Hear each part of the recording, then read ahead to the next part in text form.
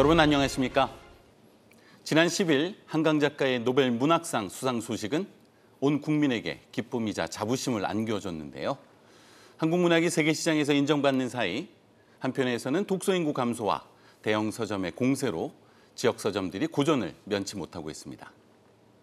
최근 대전을 대표하는 지역 서점인 계룡 문고마저 폐업하면서 지역사회에 큰 충격을 안겨줬는데요. 지역 서점은 문화 격차를 해소하고 지역 문화예술의 구심점이 되어왔다는 점에서 우리 사회에 관심이 절실한 상황입니다. 오늘 시시각각에서는 지역 서점의 중요성을 돌아보고 디지털 시대 큰 문제로 대두되고 있는 독서 인구 감소의 해결 방안에 대해서 이야기 나누겠습니다. 이 시간 함께해 주실 분들 소개해드리겠습니다. 강신철 희망이 책 대전본부 이사장 자리하셨습니다. 예, 안녕하세요. 변상윤 대전 서점주업 조합장 자리하셨습니다. 네, 반갑습니다. 조현희 한방초등학교 교사 함께하겠습니다. 안녕하세요. 이용주 독립서점 대표 자리하셨습니다. 네, 반갑습니다. 네. 자, 한강 작가의 노벨 문학상 소식이 전해진 이후에 서점을 찾는 시민들의 발길이 늘었다라고 하는 소식을 듣고 매우 반가웠는데요. 대전 서점가에도 한강 작가님의 책을 찾는 시민들이 많이 늘어났는지 궁금합니다. 네, 저희 지역 서점 매장에서 단행본 예약을 받은 지가 얼마 만인지 모르겠습니다. 다만 대형 유통사에서 그 재고를 전부 독점하고 있기 때문에 저희 지역 서점에서는 사실은 한강 효과는 없었습니다. 네, 그게 지금 현실인 것 같습니다. 그렇습니까? 네. 그럼 그 100만 부 가까이 된다라고 하는 한강 작가의 책의 매출은 다 어디서 이루어진 건지 궁금합니다. 대형 매장이나 대형 온라인 매체에서 독점하고 있는 게 현실입니다. 아, 그렇군요. 자, 한강 작가의 효과가 대형 서점만이 누리고 있는 혜택이라고 하는 말씀을 들었는데요. 노벨 문학상 수상이라고 하는 반가운 소식의 이면에 29년간 대전을 대표해온 향토 서점이었던 이 계룡 문고가 폐업했다라고 하는 안타까운 소식도 전해진 바 있었습니다. 자, 이용주 대표님, 그간 29년간 운영해온 계룡 문고가 이 폐업하게 된 또 원인도 있을 것 같습니다. 지금 뭐 한강 효과에서 말씀을 드렸던 것처럼 대형 서점과 그다음에 온라인 서점 같은 경우는 나름대로 어떤 자기 규모의 경제 때문에 이제 운영돼서 끌고 갈 수 있는 상황이 있고 동네에서 조그맣게 시작했던 독립서점이나 작은 규모의 서점들은 규모가 이제 작은 대로 이렇게 운영해서 움직여 갈 수 있는 힘들이 있는데 지금 시장에서 가장 좀 그 타격이 크거나 아니면 좀 애매한 상황에 처해 있는 데가 그런 계룡문고 정도 급의 지역에서 오래된 향토 서점 내지는 오랫동안 그런 정도의 규모를 가지고 유지해왔던 서점 같은 경우가 지금 어려운 상황에 처해 있을 수밖에 없고요.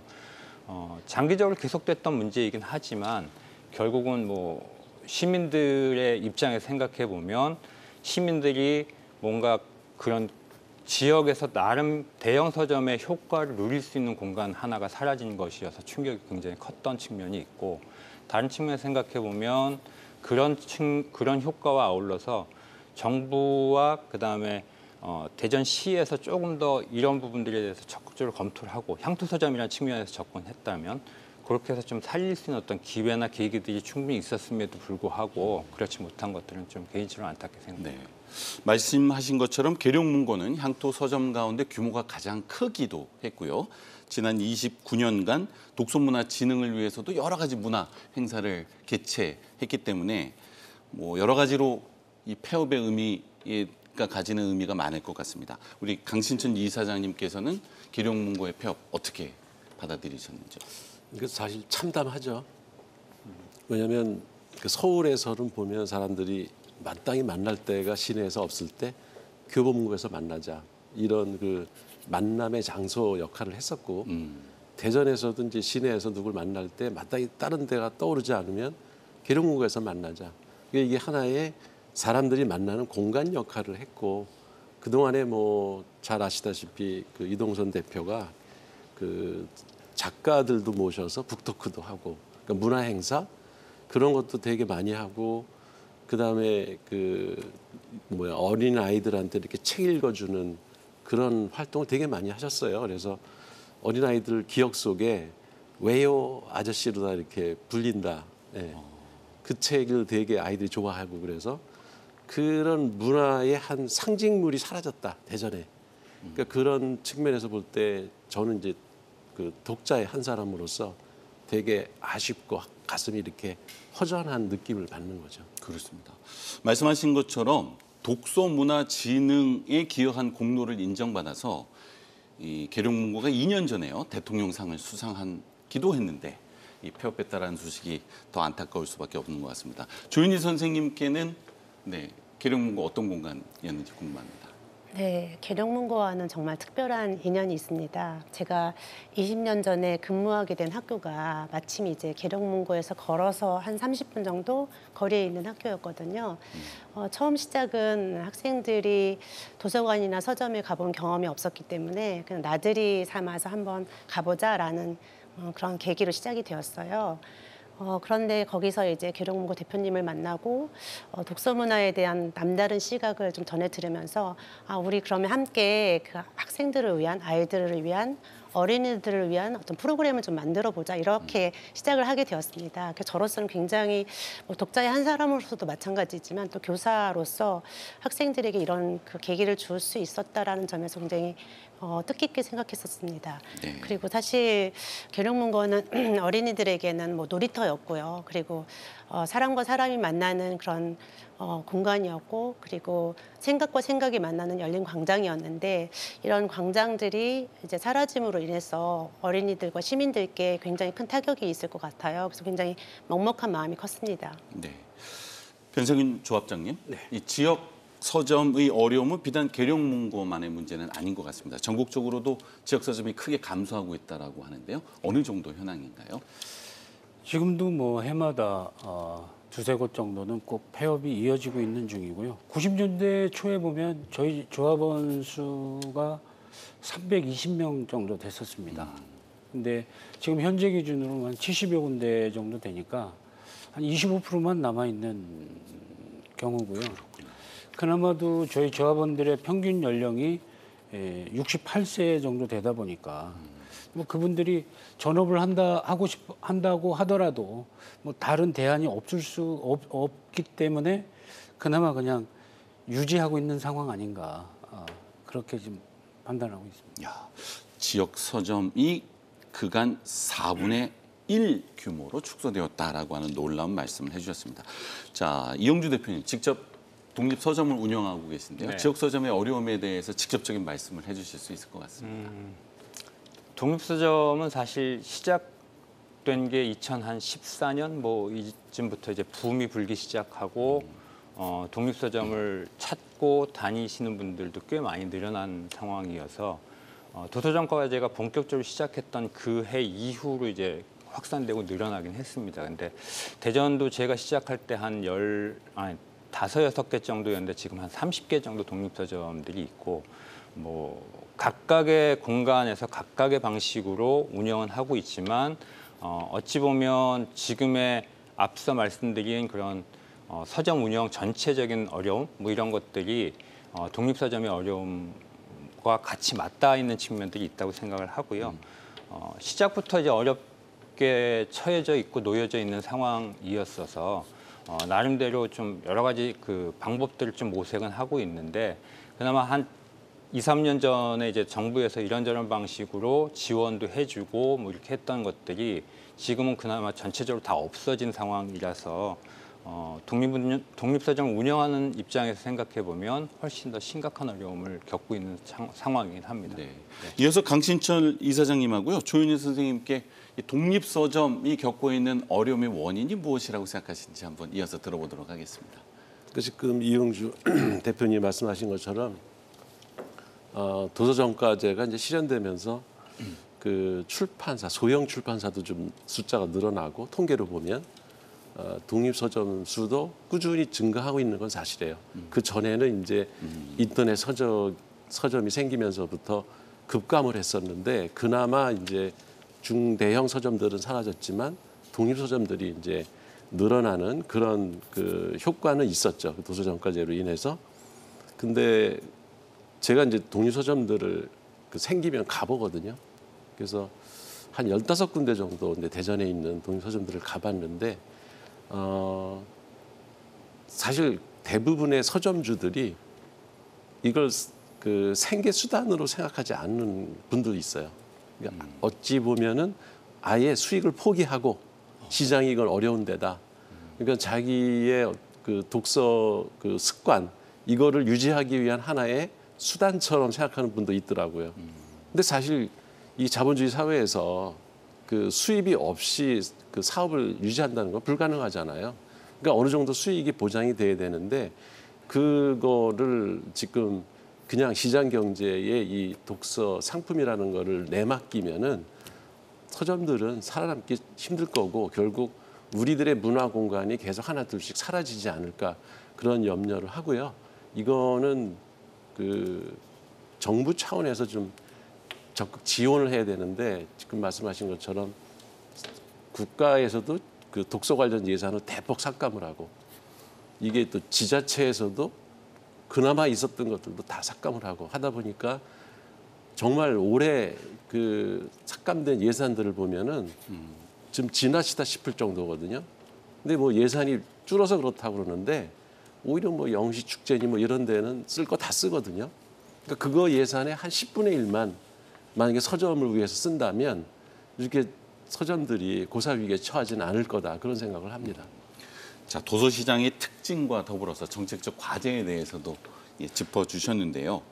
자, 변상현 조합장님, 아무래도 대형 서점 그리고 온라인 서점과의 경쟁이 지역 서점을 어렵게 하는 가장 중요한 요인이 아닐까 생각이 되는데 어떻습니까? 예, 지금 규모 면에서도 그렇고 단 가격 경쟁력 면에서도 그렇고 저희 입장에서는 상당히 어려운 상황입니다. 예컨대 요즘 도서 정가를 보면 예전하고는 다르게 16,800원, 17,800원 이런 정가들이 많이 나오고 있어요. 그 이유가 뭐냐면 10% 할인을 했을 때 15,000원이 넘어가면 기존의 유통업체에서 배송비 무료가 이렇게 되기 때문에 오히려 출판사들에서 유통업체를 좀 도와주는 그런 형국으로 가고 있고요. 그렇군요. 예.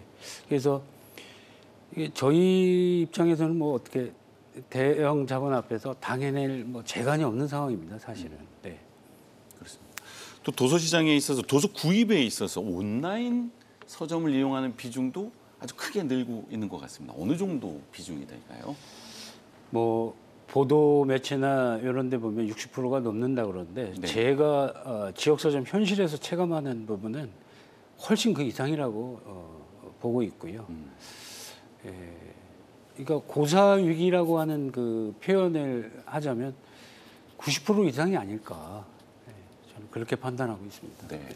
자, 앞서 도서 정가제의 강화가 독립 서점의 증가에도 영향을 미쳤고 아무래도 영세한 지역 서점의 경쟁력을 보완하는 수단이 되었다라고 지적을 해주셨는데, 근데 전자출판물은 도서 정가제에 제외됐다라고 하는 좀 부족한 부분이 있다라고 하는 지적도 있습니다. 이용주 대표님께서는 이 도서 정가제의 문제 어떤 점이 있다라고 생각하십니까? 일단 도서정가제가 태생적으로 안고 있는 문제 중에 가장 큰 거는 3년 한시법이라는 점입니다. 그러니까 3년마다 한번 재심의를 해서 다시 논의하고 다시 그 법안 자체를 이제 손보거나 아니면 현실 감각에 있게 뭐 조정해서 다시 재발의해서 재입법하는 뭐 이런 형태의 구조의 법안이어서 그렇다면 이 제도가 3년마다 한 번씩 계속 뭔가 테스트베드 아니면 시험을 거쳐서 뭔가 보완하고 이렇게 할 수밖에 없는 형태의 구조를 지금 만들어져 있고, 그나마 그런 제도가 형성된 이후에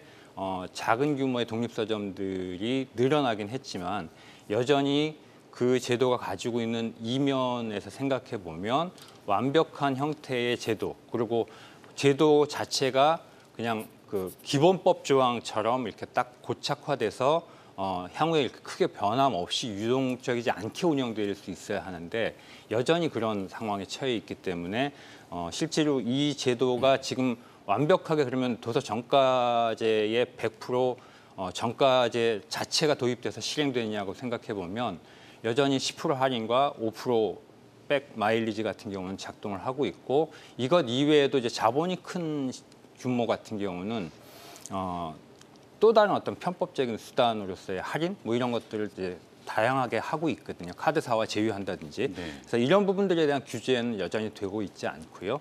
그러다 보니 제도 자체가 가지고 있는 시한적 한계와 그다음에 제도가 완전한 정가제로서의 어떤 그 자기 규모나 아니 자기 어떤 정체성들을 확보하지 못하고 있는 측면들이 제가 보기엔 문제가 있다고 생각합니다. 2020년 한강 작가도 도서정가제를 강화할 필요가 있다라고 네. 지적을 했는데 네. 도서정가제 혜택은 대형 서점이 누리고 있는 혜택이고 더군다나 급증하고 있는 온라인 판매에 있어서는 적용이 되고 있지 않아요. 온라인 판매라기보다는 전자출판물이 되거든요. 네네네. 전자출판물의 경우 도서정가제가 적용되지 않고 있는 거군요. 예, 그렇죠. 자, 종이책이 아닌 전자책에 대한 독서가 늘고 있는 것도 네. 지역 서점이 겪고 있는 어려움의 요인이 아닐까라고 또 생각되는데 어떻게 생각하십니까, 대표님? 사실 이제 전자책 같은 경우는 지역 서점에서 그동안도 크게 주요하게 다룰 수 있는 상품은 아니었긴 합니다. 그리고 다만 이제 전체적으로 상황을 봤을 때 읽기 문화가 좀 다변화되고 다양화되어져 있는 측면들이 생긴 거다라고 접근을 하는 것들이 맞을 것 같고요. 네.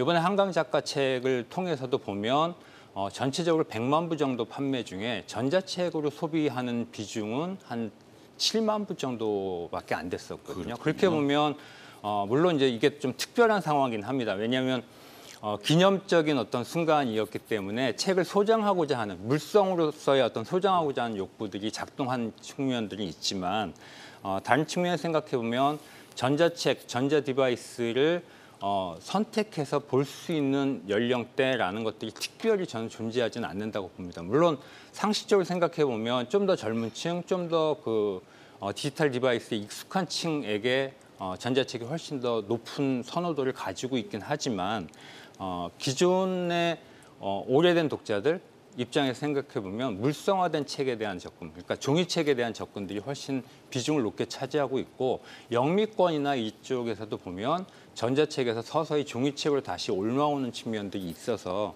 제 생각에는 종이책이냐 전자책이냐의 문제이기보다는 지금 독서 환경과 그다음 유통의 문제, 그다음에 전체적인 그 우리나라의 독서 분위기라는 측면들이 오히려 지역 서점이나 아니면 독립 서점들을 운영하는 데 있어서 어려움으로 작동하는 것 아닌가 뭐 이런 생각들을 해보게 됩니다. 그렇군요.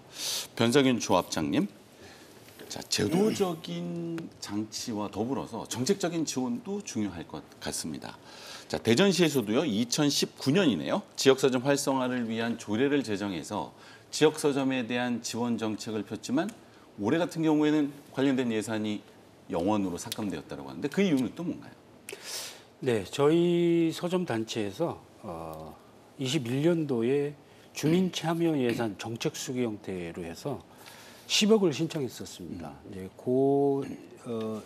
제안이 이제 채택이 되면서 그 10억이 이제 어떻게 좀 쓰여졌느냐면 지역 서점을 이용했을 때 그 온통대전에서 15% 캐시백 되는 행사 또는 이제 저희 지역 서점들의 문화공간 조성을 위한 일부 시설 개선 자금 그렇고 저희 이제 지역 서점도 어차피 대전 시민들하고 호흡해야 되고 이런 문제들 때문에 문화 행사 비용 이런 걸로 이렇게 지출이 됐는데 네.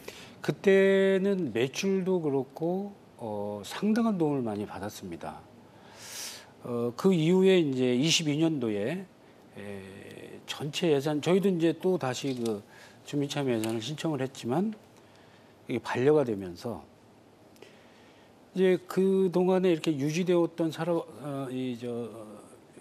행사나 모든 사업들이 전부 중단이 되어 버린 거죠. 그 여파로 인해서 저희 지역 서점들은 매출 감소가 한 40% 정도까지 이렇게 줄어드는 지금 현상이 있고요. 뭐 여러 가지 우리가 기획했었던 여러 가지 뭐 행사나 뭐 이런 것들이 전부 중단돼 있는 그런 상태에 있습니다. 지역 서점 활성화 조례를 근거로 한 지역 서점 지원 예산이 전액 삭감된 이유는 무엇일까 궁금해졌습니다. 이게 전임 정부를 답습하지 않겠다라고 하는 그거에 있지 않을까. 그거 왜 저희 이런 생각을 해봤습니다. 지금 그 캐시백 행사에 지원된 금액이 한 2억, 2, 3억 정도가 됐는데 180억 정도의 세수 효과, 세수 중대 효과가 있었다 그럽니다. 그런데 그걸 안 할 이유가 지방 정부에 없거든요. 이게 다만 전임 정부가 했었던 거기 때문에 나는 안 해. 뭐 이런 논리가 아니었나. 저희는 지금 그렇게 판단하고 있습니다. 네. 이용주 대표님, 방금 전에 온통 대전도 지역 서점의 활성화에 기여한 바가 크다라고 하는 말씀이 있었는데 온통 대전 예산이 삭감되면서 지역 서점 어떤 영향을 받았다고 생각하시는지? 일단 그 뭐 마중물 효과라는 역할들을 온통대전이 해주긴 했습니다. 그건 무슨 말씀이냐면 금액적인 측면의 이야기라기보다는 지역 서점으로 독자들이 발길을 할 수 있게끔 하는 어떤 계기를 만들어준 게 온통대전의 효과 중에 하나라고 저는 생각을 해요. 근데 생각해 보면 그 제도 자체가 사라짐으로 해서 그 공간으로 갈 수 있는 어떤 그 계기 자체도 이미 끊어진 것이 있고 지금도 보면 손님들 중에 일부는 그때 당시에 발급받았던 그 카드를 품에 지니고 갖고 와서 서점에서 그걸로 결제 수단을 이용하시는 분들이 계시거든요. 그렇게 보면 지역 서점이 그 어떤 자금이나 아니면 그 지원 제도에 의해서 수혜를 받기도 했지만 그 제도가 이제 막 꽃 피려고 하는 어떤 시점. 그러니까 처음에 시행하던 천년도에는 그런 게 있는지 없는지 몰라서 사실 이용하지 못한 분들이 있었고 한 3년 차 정도 돼서 어느 정도 시민들도 이런 제도가 있어서 이렇게 이용할 수 있구나라는 것들이 이제 인식이 되고 서점으로 발걸음을 하는 단초를 만들어줬던 그 시기 그리고 그것이 시민들에게 좀 더 확산될 수 있는 어떤 시점에 딱 싹을 잘라버리는 상황이어서 지역 서점 입장에서는 아쉬움이 크고 더더군다나 그 아쉬움이라는 거는 단지 경제적인 어떤 효과뿐만 아니라 서점으로 오는 발걸음 자체를 이 지자체가 제도 자체를 폐기시킴으로 해서 그 발걸음 자체를 원천적으로 막았다는 측면에서 훨씬 더 큰 타격이 아닐까라는 생각이 듭니다. 온통대전의 폐지가 지역 서점에 많은 영향을 미쳤다라고 하는 네. 말씀을 들었습니다. 자, 대형 서점, 온라인 서점과의 경쟁, 그리고 정부와 지자체의 지원이라고 하는 요인도 있겠지만 가장 중요한 것은 서점의 가장 중요한 고객이자 소비자인 독서 인구 감소가 가장 중요한 요인이 아닐까 생각할 수 있을 것 같습니다. 문화체육관광부가 발표한 2023년 국민 독서 실태 조사에 따르면 우리나라 성인 10명 가운데 6명은 1년 중 책 한 권도 안 읽는다고 하는데요. 강신철 이사장님, 자, 독서 인구 감소 어떻게 보시는지요? 그건 뭐 이게 전 세계적인 추세인 것 같기도 하고 물론 프랑스나 일본 같은 독서 선진국들에서는 좀 다르지만 일반적인 현상인 것 같긴 하고요. 이게 매체의 변화 때문에 사람들이 책을 안 읽고 뭐 넷플릭스 영화 본다든지 아니면 유튜브 동영상 즐기는 시간이 훨씬 더 늘어나면서 독서 인구가 더 빨리 급감하고 있는 게 아닌가 그런 생각은 들고요. 근데 그런 추세를 막을 수는 없죠. 네, 그거는 뭐 시민들을 갖고 붙들어 놓고 책 읽어라 할 수도 없는 거고. 근데 중요한 거는 그 책의 맛을 볼 수 있게끔 정부 차원에서 또 지자체 차원에서 지원해야 된다. 저는 그렇게 보고요. 제일 중요한 것이 이 독서라고 하는 책이라고 하는 거를 일반 소비재로 보아서는 안 된다. 네. 그러니까 이 시장 경제 원리에 맡겨가지고서는 이 문화상품이라는 건 계속 소멸될 수밖에 없거든요. 그러니까 이거는 국가 경제 규모가 커지면 그거에 비례해서 문화적인 수준도 같이 올려줘야 진짜 선진국이 될 수 있지 않아요? 그러려면 책을 읽을 수 있는 환경을 국가라는 단체가 정부에서 조성을 하고 거기에 대한 예산을 배정하고 하는 게 그게 동반이 돼야지 이게 가능하지. 그냥 요새 책 안 읽으니까는 서점 없어지는 거 당연해. 이런 시장 경제 원리에 맡겨둬서는 안 된다는 거죠. 그러면 경제 동물로밖에는 전락할 수 없기 때문에 네. 이거는 예산을 줄일 게 아니라 저는 오히려 늦어야 되는데 거꾸로 가고 있다. 정부가 지금 그렇게 생각합니다. 자, 디지털 전환에 따라서 독서 인구 감소 그리고 독서 문화의 변화에 대해서는 어쩔 수 없지만 그렇기 때문에 정책적인 차원의 그렇죠. 관심이 필요하다라고 하는 말씀을 해주셨는데요. 변상현 조합장님께서는 독서 인구 문제 어떻게 보고 계시는지? 강시철 교수님 말씀에 전적으로 좀 동감하고요. 저도 미디어 성장 그 영향이 가장 컸지 않았나 이렇게 생각이 되고요. 사실 이게 독서는 습관입니다. 습관. 그리고 그런 습관들이 모여져서 이제 어떤 문화처럼 이렇게 형성돼야 되는 건데 학교 학년기에 있을 적에는 이제 학교에서 그런 지도도 하고 이렇게 하고 있는데 이제 중장년으로 넘어가서는 그런 게 전혀 없지 않습니까? 네. 예컨대 이 중장년들의 독서문화 정착을 할 수 있는 그런 어떤 구체적인 기획안들이 뭐 다독상 시상이랄지 아니면 뭐 독서록 공모랄지 이런 부분들이 어떤 문화가 형성이 되면 네. 아마 지하철에서 계속 핸드폰 보는 모습만 보지 않습니까 우리가 그렇지만 책을 읽고 이런 모습은 최근에 이제 못 봤던 것 같아요. 그래서 독서 자체가 어떤 문화인데 그런 어떤 전반적인 문화가 형성될 수 있도록 그런 지원들을 해주시면 어떨까 그렇게 생각하고 있습니다. 네, 습관이자 문화로서의 독서 문제에 대해서 지적을 해주셨는데요. 강신철 이사장님, 이게 독서 문화에 있어서는 세대 간의 격차도 있는 것 같습니다. 놀랍게도 60대의 독서율은 15.7%로 가장 낮다고 하는데요. 노후에 책을 읽지 않는 문화의 원인은 무엇으로 보시는지요? 저도 이제 사실 60대인데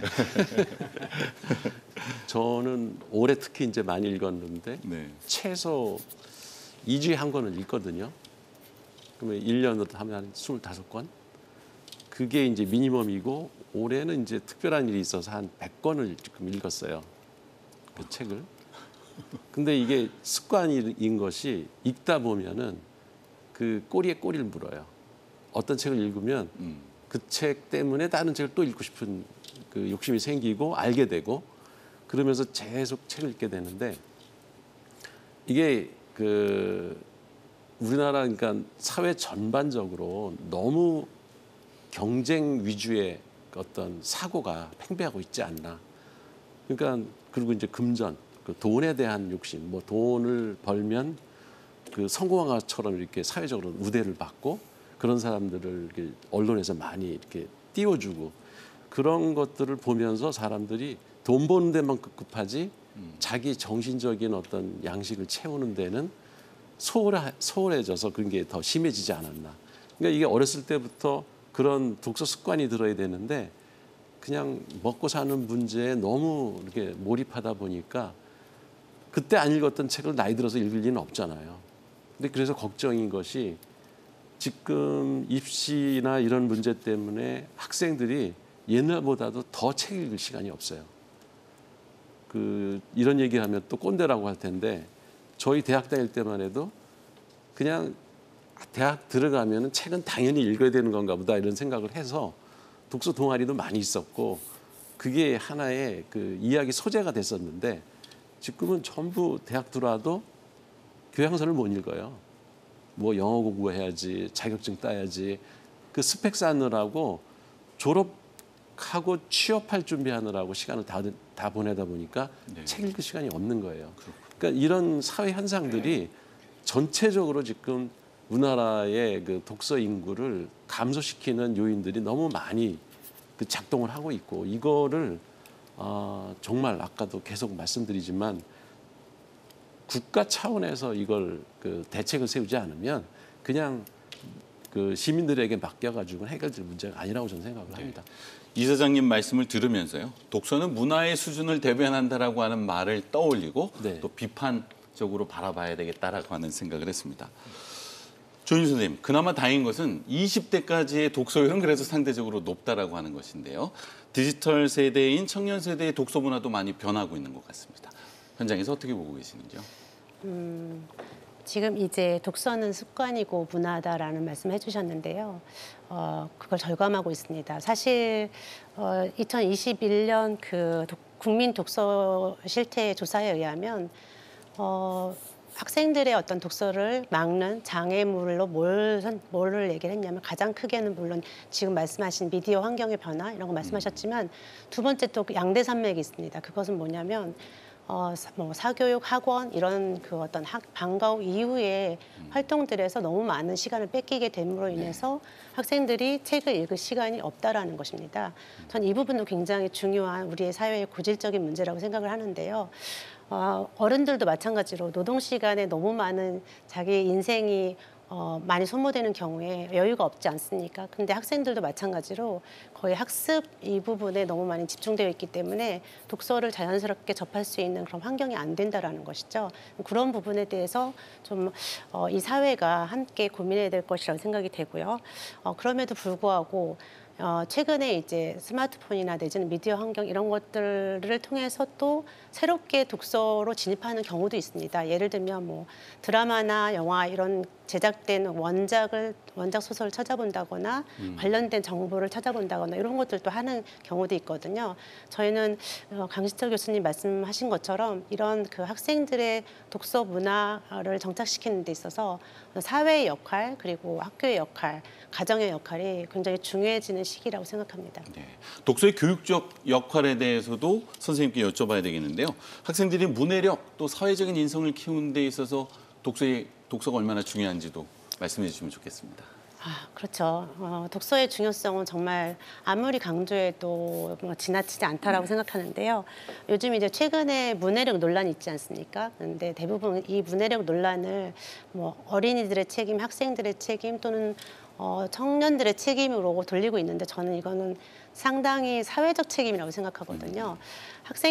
저는 이제 어린이를 계속 만나고 있으니까 어린이를 대상으로 했을 때 어린이들이 책을 가깝게 할 수 있는 그런 환경을 만드는 게 굉장히 중요하죠. 그래서 가까운 곳에 서점이 있어야 되고 가까운 곳에 도서관이 있어야 되고 그 서점에 갔을 때 책을 소개해 줄 수 있는 그 분이 계셔야 되고 도서관에 갔을 때 책을 안내해 줄 수 있는 사서 선생님이 계셔야 됩니다. 그리고 책에 대해서 자연스럽게 이야기를 나눌 수 있는 공간이 필요한데요. 저는 그 공간을 교실이라고 생각하거든요.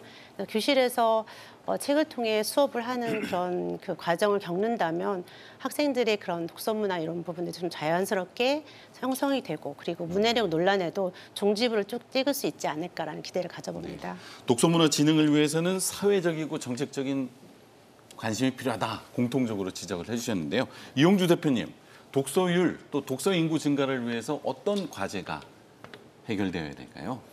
뭐 앞에서 계속 말씀하셨던 것처럼 저도 이제 개인적으로 생각해 보면 우리 사회가 뭐 미디어의 변화, 환경의 변화, 여러 가지 조건들의 변화의 어떤 시대에 놓여 있었고 그게 이제 속도가 굉장히 급속히 빨리 진척되는 측면들이 있어서라는 측면들도 있겠지만 다른 측면에서 생각해 보면 읽을 수 있는 시간 자체가 확보되지 못한 어떤 사회 환경이라는 것들도 작동하는 부분들 중에 하나인 것 같습니다. 그리고 읽었던 것들을 가지고 누군가 이야기를 나눌 수 있는 어떤 환경, 뭐 이런 것들에 대한 조성과 분위기들도 필요한 측면들이 있지 않나 싶습니다. 그래서 책방에 사실은 독서 인구는 감소하고 책을 예전보다 안 읽는다고 하지만 지금 계속적으로 반복적으로 들어오는 질문과 수요 중에 하나는 이제 독서 모임을 하고 싶다에 대한 요구와 니즈는 크거든요. 그러면 뭔가 읽은 것들을 가지고 누군가 이야기 나누고 싶은 어떤 환경에 자기들이 놓이고 싶어 하는 거고 그렇다면 그럴 수 있는 어떤 환경들을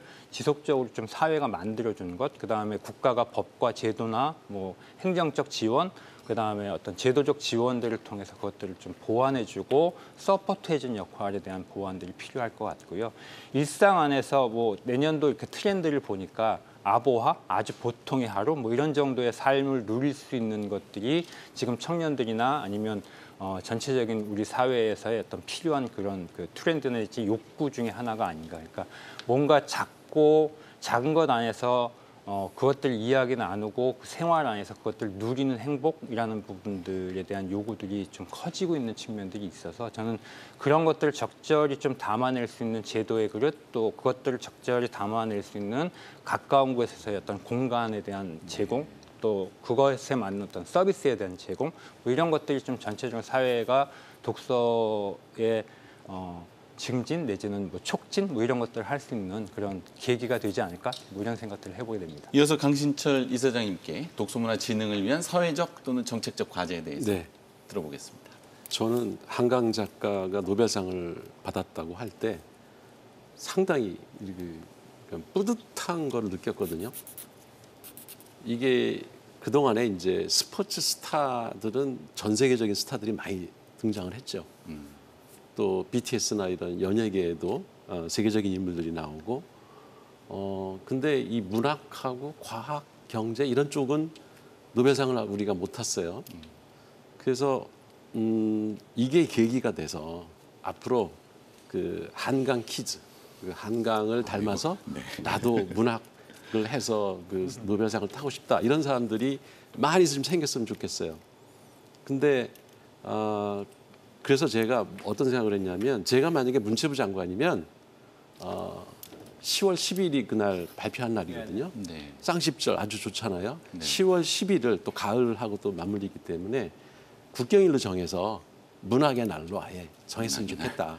그러니까 국가 차원의 어떤 독서에 대한 관심을 보여주는 어떤 그런 가시적인 뭐가 있어야 된다. 이런 게 첫 번째고 두 번째는 저희가 희망의책 대전본부에서 한 3년 동안 북큐레이션 그 교육을 했었어요.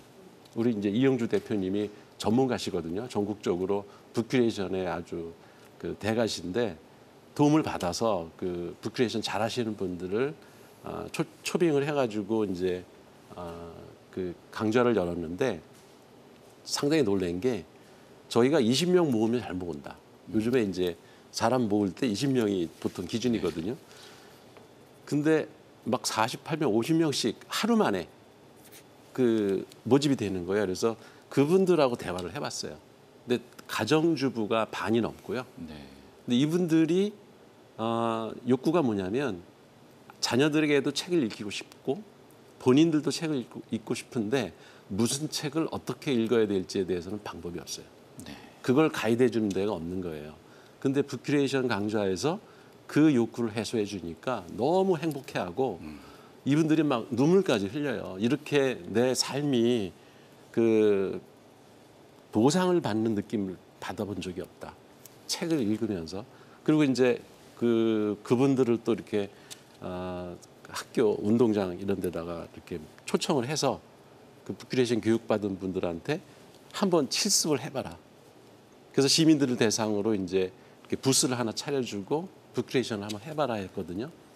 근데 그 중에 이제 70노인 분이 한 분이 계셨는데 이분이 자기는 너무 자기 인생에서 이렇게 내가 책을 읽어주는 거를 어린아이들이 말똥말똥 눈을 뜨면서 이렇게 쳐다보는 모습을 봤을 때 자기 삶의 가치를 느꼈다. 이런 것들이 그 사실 독서 인구를 저변을 늘릴 수 있는 좋은 방법들이거든요. 그리고 독서 동아리가 저도 대전에 그렇게 많을까. 제가 이제 백북스라는 동아리를 만들어서 네. 한 10년 동안 이렇게 운영을 했는데 네. 의외로요. 대전에 독서 동아리 숨어 있는 동아리가 엄청 많습니다. 저희가 이제 독서 동아리 지원 사업을 하는데 작년에 그러니까 재작년에가 한 60개 동아리가 지원을 받았고 작년에도 70개, 올해도 거의 그 수준. 근데 이게 파면 팔수록 엄청나게 많은 독서 동아리들이 있어요. 근데 이분들이 대전시에서 사실 지원해 주는 건 얼마 안 돼요. 한 4, 5만 원밖에 안 되는데도 그게 뿌듯한 거예요. 우리의 독서 활동을 누군가 공적으로 인정해 준다고 하는 그게 이분들한테는 큰 이렇게 매력 포인트가 된 거예요. 그러니까 이렇게 사실 찾아보면 독서 인구를 늘릴 수 있는 큰 돈 안 들이고도 정책들이 얼마든지 있다. 그래서 저희가 내년 예산을 아예 없앴다고 하는데 저희 그냥 이렇게 자체 회원들 회비를만으로도 이런 활동은 계속 하려고 합니다. 네.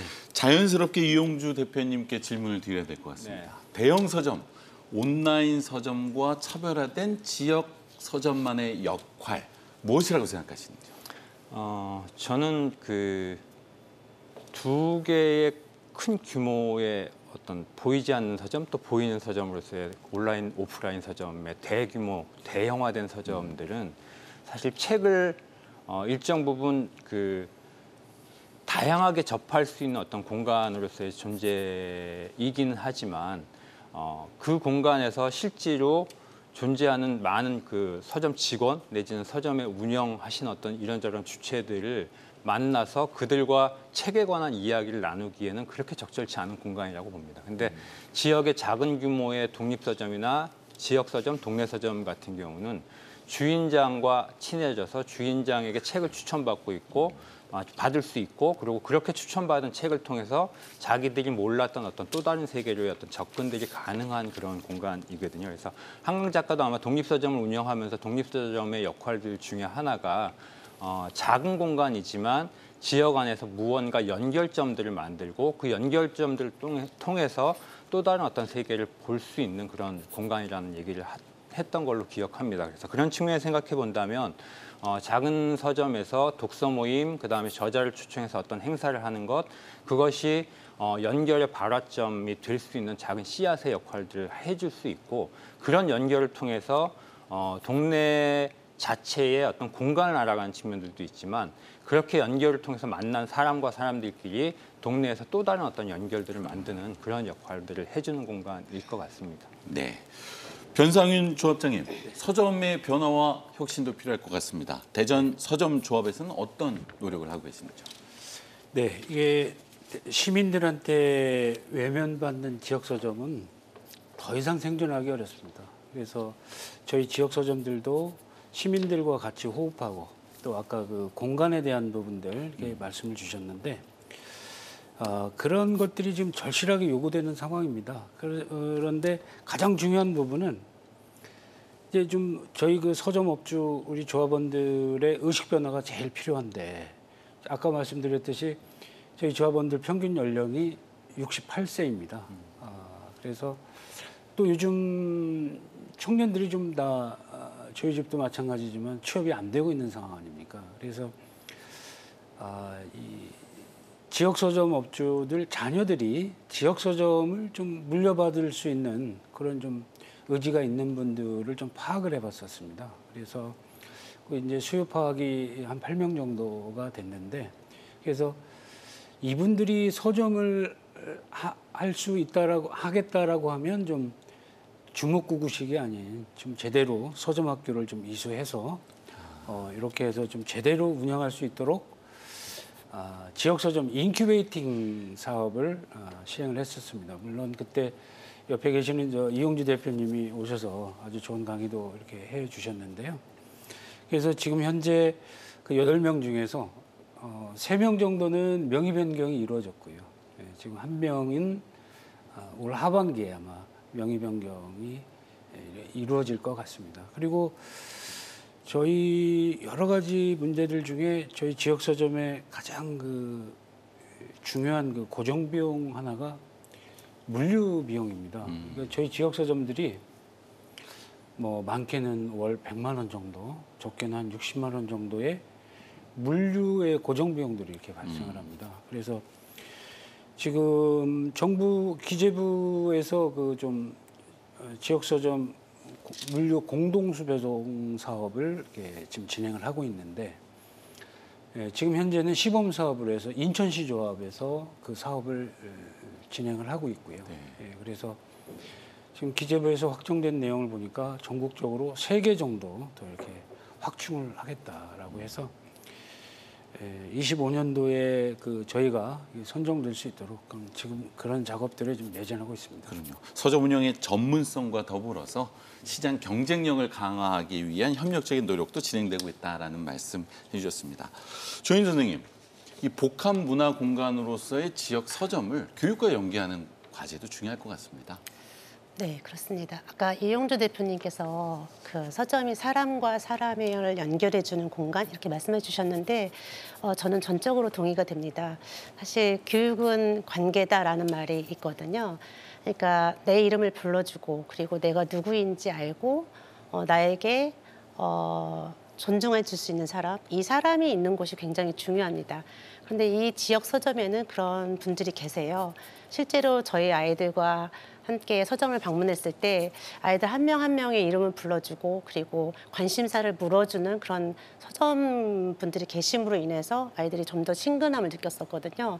매년 저희가 이제 서점을 다녀오고 난 다음에 서점 다녀오면 어떤 활동이 좋았냐, 어떤 점이 좋았냐라고 물으면 대부분 반수 이상의 아이들이 친근하고 아늑한 분위기가 좋았다. 그리고 거기서 나에게 책을 권해주고 내 이름을 불러주는 서점 아저씨가 계셔서 좋았다. 이런 말을 많이 하거든요. 그래서 제 생각에는 이렇게 사람과 사람을 연결해주는 어떤 공간을 교육과정 속에 끌어들이는 게 굉장히 중요하다고 봅니다. 실제로 저희가 그 아이들의 좀 얘기를 좀 생생하게 드리고 싶은데요. 어떤 점이 좋았냐라고 물었을 때 서점이 아늑한 우리 집 같다. 그리고 늘 가던 길에서 아는 사람들을 만나서 좋았다. 외여 아저씨가 읽어주는 책이 재미있고 내 용돈으로 책을 사니 뿌듯하고 보물 같다. 주말에 엄마랑 함께 가보고 싶고 계룡문고 아저씨께 편지 써야겠다. 이런 이제 그 피드백을 많이 줬습니다. 그때 당시에 제 기억으로 이제 11년 전의 이야기인데요. 11살짜리였던 그 성규라는 학생이 있습니다. 그 학생이 일기를 썼는데요. 그 일기를 아직도 가지고 있어요. 제가 그래서 확인해 봤는데 일기 내용을 조금 더 소개해 드려 보자면 외여 아저씨처럼 신념이 확고하고 돈과 명예를 추구하지 않는 사람이 되고 싶다. 나도 아저씨처럼 여러 사람을 위한 모두를 위한 꿈을 가져 세상을 바꾸는 사람이 되고 싶다. 이렇게 썼어요. 4학년짜리 아이였거든요. 근데 최근에 11년이 지나서 지금 22살이 되었는데 이 친구가 계룡문고 소식을 전했더니 짧게 저 메시지를 보냈더라고요. 뭐라고 메시지를 보냈냐면 제가 저를 믿고 무너지지 않을 수 있는 회복력을 가질 수 있도록 어릴 때부터 꾸준히 책을 읽어주신 선생님 그리고 어린 시절 계룡문고와 함께 추억을 가득 채워주셔서 고맙다. 서점 방문을 통해서 그리고 견학을 통해서 학생들이 책과 친해지고 그리고 거기에 있는 사람들과 친해지면서 조금 더 독서 문화가 조금 더 확산될 수 있지 않을까라는 기대를 가지고 있습니다. 네, 자, 네 분 모두 지역 서점은 단순히 서점이 아니라 이 사회적 가치를 가진 공공재다라고 하는 말씀을 공통적으로 반복해서 해주신 것 같습니다. 강신철 이사장님께서도 서점은 공공재다라고 강조해서 말씀해 주셨는데요. 수도 없이 얘기했습니다. 공공재로 활용하기 위한 시민과 지자체의 역할, 책임 무엇이라고 생각하시는지 사실 들어보겠습니다. 지금도 계룡문고 그 자리가 그 특별히 뭘 이렇게 정해놓은 건 아닌 것 같아요. 그 후속으로 어떤 기업이 들어올지 그 공간이 그 사라지는 게 너무 아쉽거든요. 그래서 지금이라도 대전시 이런 데서 이걸 공공서점 뭐 이렇게 새로운 형태의 뭐 이렇게 단체를 만들어서 시가 좀 지원해주고 시민들이 이렇게 참여해서 거기를 계속 독서 공간으로 유지하는 방안은 없을까? 네. 그런 걸 좀 고민해봤으면 좋겠고요. 저는 경영학을 하니까 이렇게 계산을 좀 해보는데 대전시 인구가 한 140만 정도 되잖아요. 1년에 한 책을 한 권만 사도 요새 책값이 보통 한 15,000원 정도 하니까는 한 20억 가까이 되거든요.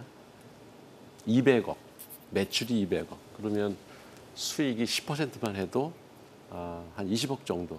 이 정도만 지역 서점가에 뿌려져도 지역 서점들이 지금처럼 그렇게 고사위기에 처하진 않을 거다. 그래서 대전 시민 책 한 권 사기 운동, 그렇군요. 뭐 이런 거 그리고 지금 조현희 선생님 말씀하신 것처럼 교육청도 사실 생각을 좀 달리 해야 된다. 그래서 그 학교에서 어린아이들이 활동을 할 때, 그러니까 공부할 때 책을 읽는 거를 거기서 습관화시키면서 그 일주일에 한 번은 서점가나 도서관을 이렇게 방문하는 날 이렇게 정해가지고 다만 한두 시간이라도 가서 그렇게 계속 보면 생각이 달라지거든요. 그러니까 그런 어찌 보면 의식적인 행사라도 좀 해서 그 독서 인구를 끌어올려야 되지 않을까. 저는 그런 가시적인 노력들이 좀 필요하다고 생각을 합니다. 네, 감사합니다. 노벨 문학상을 수상한 한강 작가는 한 인터뷰에서 책을 많이 읽고 나면 강해졌다라는 느낌을 가지게 된다고 독서의 의미에 대해서 언급한 바 있습니다. 전자책, 영상, 오디오북 등 새로운 매체에 따라서 독서 문화도 변화하고 지역 서점도 어려움을 겪고 있는데요. 디지털 시대, 읽고 쓰고 생각하는 문해력은 그 의미가 더더욱 중요해지고 있습니다.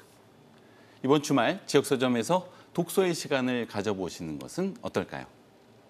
대전 MBC 시시각각 오늘 순서는 여기까지입니다. 함께해 주신 시청자 여러분 감사합니다.